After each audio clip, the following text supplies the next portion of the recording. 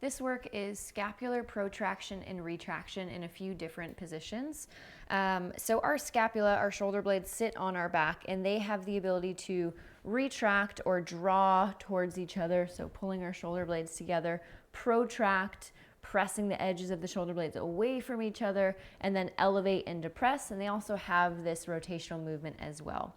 So we want to be able to separate our scapula from our rib cage. So a lot of times, and our spine, a lot of times when we go to retract our shoulder blades or protract our shoulder blades, our spine and rib cage move with it.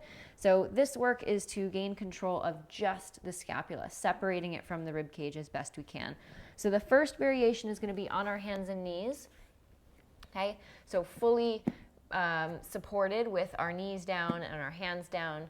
Okay, we're going to have our hands directly beneath our shoulders, our knees directly beneath the hips, and we're going to engage through the rib cage and the core. So we're going to do our best not to move our spine into flexion and extension as we do this work.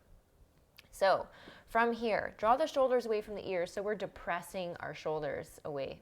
Okay, so feeling that those lats engage slightly, and then from here, you're going to let your shoulder blades move towards each other. So trying to squeeze your shoulder blades together without arching your back. Okay, it's going to feel hard to do that if you're limited in your range.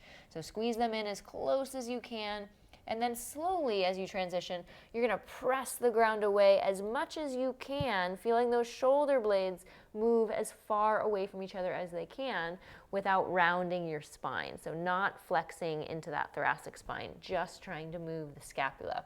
So slowly pulling them towards each other in retraction, and then slowly keeping that core tight, press them away. Okay, if this feels challenging on your hands and knees, just keep working on this. If this feels doable and you feel like you can progress this, we'll try it with our knees hovering in a beast position. So shoulders together, shoulders press. Okay, if that feels still easy and still feel like you can maintain that, you can try it in a plank position. So core is tight, arms slightly bent just so you're not locked out. Okay. Depress the shoulders away from the ears, retract your shoulders towards each other, so this is a scapular push-up, and press, nice and controlled through the movement.